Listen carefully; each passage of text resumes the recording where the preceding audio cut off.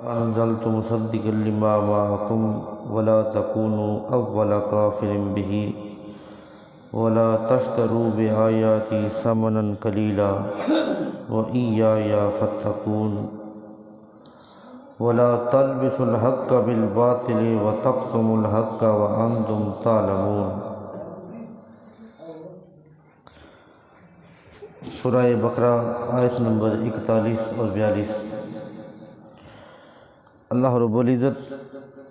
ارشاد فرما رہے ہیں وَآمِنُوا بِمَا أَنزَلْتُ مُصَدِّقًا لِمَا مَعَكُمْ، اور ایمان لے کے آؤ اس پر جو میں نے نازل کیا اپنے پیارے حبیب پر،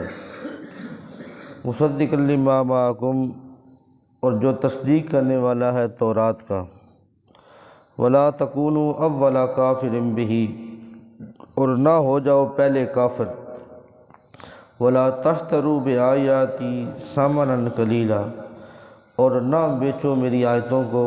تھوڑی سی قیمت پر، وَإِيَّايَ فَاتَّقُونَ، اور اس معاملے میں مجھ سے ڈرتے رہو۔ اللہ رب العزت نے سب سے پہلے فرمایا وَآمِنُوا، ایمان لے کے آؤ، بِمَا أَنزَلْتُ، جو میں نے نازل کیا، یعنی قرآن مجید فرقان حمید کو میں نے نازل کیا اپنے بندہ پر اور بندے محمد صلی اللہ علیہ وسلم پر، میں نے قرآن مجید فرقان حمید کو نازل کیا، اور یہ تمہاری تورات کی تصدیق کرنے والا، کیونکہ آقا دو جہاں صلی اللہ علیہ وسلم کو اللہ رب العزت نے شان امی عطا کی ہے کہ حضور تاجدار کائنات صلی اللہ علیہ وسلم ظاہری طور پر کسی بھی انسان سے نہیں پڑھے، اور جب آقا دو جہاں صلی اللہ علیہ وسلم نے نبوت کا اعلان کیا اور الحضور نے پچھلی ساری کتابوں کی تصدیق کی کہ پچھلی کتابوں میں یہ واقعات ہیں، وہ سارے قصے سنا دیے، اب ان لوگوں نے پھر بھی ماننے سے انکار کر دیا، کیونکہ حضور کو شان امی اس لیے عطا کی گئی تھی تاکہ لوگ اس بات کو مان جائیں کہ یہ جو کلام ہے قرآن مجید فرقان حمید، یہ کسی عام بندے کا کلام نہیں، یہ کلام خاص طور پر اللہ رب العزت کا ہے، کیونکہ حضور نے اس کائنات میں ظاہری طور پر کسی سے بھی ایک لفظ نہیں پڑھا، اللہ رب العزت نے خود اپنے محبوب کو پڑھایا اور پڑھا کر بھیجا۔ اور جب قرآن مجید فرقان حمید نازل ہوا اور اس نے پہلی کتابوں کی تصدیق کی، پہلی کتابوں کے واقعات بیان کیے کہ ان میں یہ ہے، ان میں یہ واقعہ بھی ہے، اس کتاب میں یہ واقعہ بھی ہے، کیونکہ جب آپ نے کوئی کتاب پڑھی نہیں ہوتی، آپ اس کتاب سے واقف نہیں ہوتے، تو آپ اس کتاب میں کوئی بیان نہیں کر سکتے۔ اب میں نے کتاب نہ پڑھی ہو اور میں کہہ دوں کہ فلاں کتاب میں نے یہ واقعہ پڑھا ہے، یہ واقعہ اس میں آیا ہے، میں اس کو کتاب کو جانتا بھی نہ ہوں، اور وہ کتاب مجھ سے 600 سال پہلے آئی ہو، اب مجھے نہیں پتہ، تو جب میں پڑھوں بیان کروں گا تو وہ آپ کہیں گے کہ شاہ صاحب نے یہ کتاب پڑھی ہے، لیکن کیونکہ جب حضور تاجدار کائنات صلی اللہ علیہ وسلم نے وہ واقعات بیان کیے، اب فرمایا کہ ان کتابوں کی تصدیق کر دی، تو اس پر ایمان لے کے آؤ، کیونکہ یہ کلام اللہ رب العزت کا ہے، یہ عام بندے کا کلام نہیں، یہ کسی بشر کا کلام نہیں ہے، اس کی خصوصیت ہی یہ ہے کہ یہ اللہ رب العزت کا کلام ہے۔ فرمایا وَلَا تَكُونُوا أَوَّلَ كَافِرٍ بِهِ، اور پہلے کافر نہ ہو جاؤ۔ اب اس سے مراد یہ ہے، علماء مفسرین لکھنا، کیونکہ انہوں نے قرآن کا انکار کر کے کفر تو وہ پہلے ہی کر چکے تھے، لیکن اللہ رب العزت نے یہ کیوں کہا کہ پہلے کافر نہ بنو؟ تو اس سے مراد یہ ہے کہ باری تعالیٰ ان کو یہ کہہ رہے ہیں کہ تمہیں تو چاہیے تھا تم سب سے پہلے ایمان لے کے آتے، کیونکہ اس نے تورات کی تصدیق کر دی، جو تورات میں نے بیان کیا ہے، میں نے اپنے نبی کی شان بیان کی ہے، میں نے اپنے نبی کی نعت بیان کی ہے تورات میں، تمہیں تو سب سے پہلے ایمان لے کے آنا چاہیے تھا۔ جب میرے محبوب نے تمہاری کتابوں کی تصدیق کر دی تو تم ایمان نہیں لے کے آئے، اس لیے تم پہلے کافر نہ بنو۔ اور دوسری جو تفسیر علماء مفسرین نے کی ہے وہ یہ ہے کہ کیونکہ علماء کرام کا ایک اپنا انداز ہوتا ہے اور ان کو ایک خاصیت حاصل ہوتی ہے، کیونکہ حضور نے فرمایا سب سے برا انسان وہ ہے جو عالم بھی ہو اور بے عمل بھی ہو، عالم بھی ہو، جانتا بھی ہو اور بے عمل ہو، فرمایا وہ سب سے برا انسان ہے۔ اس لیے رب کریم نے فرمایا کیونکہ تم جانتے ہو میں نے تمہیں تورات میں ساری چیزیں بتا دی ہیں، میں نے اپنے نبی کی نعت بھی بتا دی ہے، اپنے نبی کی صفتیں بھی بیان کر دی ہیں، اپنے نبی کے سارے اوصاف تمہیں بیان کیے ہیں، اب تم جانتے ہو اور جاننے کے باوجود تم ایمان نہیں لا رہے۔ اگر تم ایمان لاتے تو تمہارے جتنے بھی جاننے والے ہیں اور تمہارے جتنے ماننے والے ہیں وہ سارے ایمان لے آتے ہیں، لیکن اگر تم ایمان نہیں لے کے آؤ گے تو جو لوگ تمہیں دیکھیں گے نا اور وہ بھی ایمان نہیں لائے کے، تمہارے سبب سے کتنے لوگ ایمان نہیں لے کے آئیں گے، وہ کفر میں جائیں گے۔ تو فرمایا وَلَا تَكُونُوا أَوَّلَ كَافِرٍ بِهِ، کہ تم کفر کا سبب نہ بنو۔ جو تم کفر کا سبب بن رہے ہو نا کہ تم ایمان نہیں لے کے آئے اور تمہاری وجہ سے کتنے لوگ ایمان نہیں لے کے آ رہے، فرمایا یہ کفر کا سبب نہ بنو۔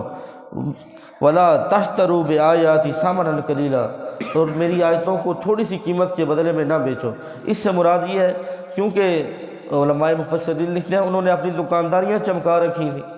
وہ قرآن کی آیتوں، وہ تورات کی آیتوں کو بیچ کر نبی کی نعت کو چھپا لیتے تھے، حضور کا جو خاص طور پر اسم مبارک تھا اس کو وہ چھپا لیتے تھے اور بیان کرتے تھے، لوگوں سے پیسے لیتے تھے، کسی سے غلہ لے لیا، کسی سے دانے لے لیے، کسی سے پہلے پیسے لے لیے۔ اب رب کریم کیونکہ جب حضور آئے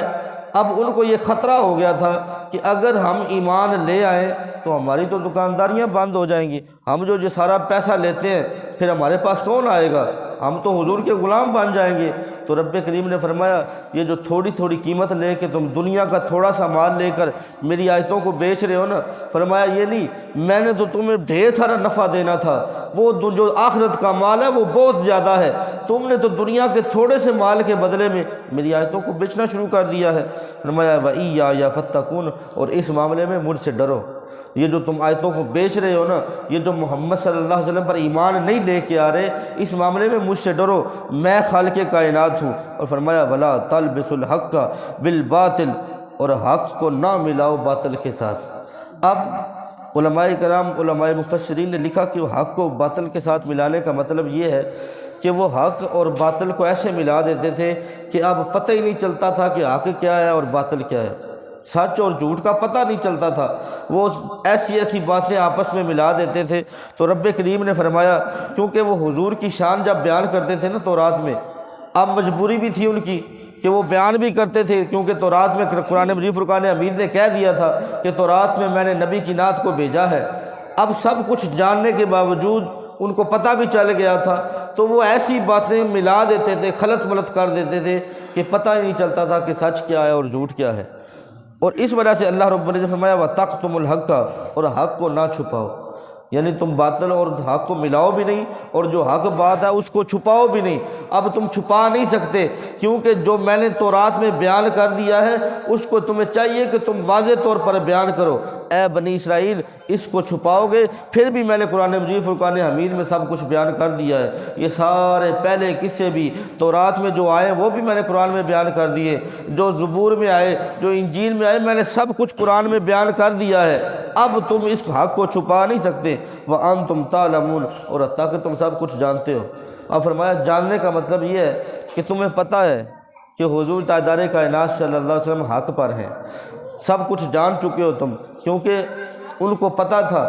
میں نے اللہ رب العزت نے تورات میں ساری چیزیں بتا کر بیان کر فرما دی، اور تم اس تورات کے عالم ہو، تورات کو پڑھتے ہو، تورات کو جانتے ہو۔ جب یہ صفتیں اور یہ سب اوصاف تجھے میرے محبوب میں نظر آ گئے ہیں، اب ہر چیز میں نے تمہیں واضح کر دی ہے، میرے محبوب کو تم نے پہچان لیا ہے، سب کچھ جاننے کے بعد بھی تم میرے نبی پر ایمان نہیں نہ لے کے آتے، تو فرمایا پھر یہ حق کو چھپا رہے ہو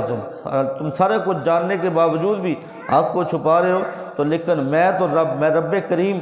اگر تم جاہل ہوتے نا، تمہیں نہ پتہ ہوتا، تم کو نہ پتہ تو پھر تم کہتے یہ عذر تھا کہ ہمیں تو پتہ نہیں، کہ پتہ نہیں یہ اللہ کا نبی ہے بھی کہ نہیں۔ لیکن فرمایا جب تمہیں سب کچھ پتہ ہے کہ یہ میرا محبوب ہے، یہ اللہ کا آخری نبی ہے، اس پر ایمان لانا ہے، اس کی مدد بھی کرنی ہے،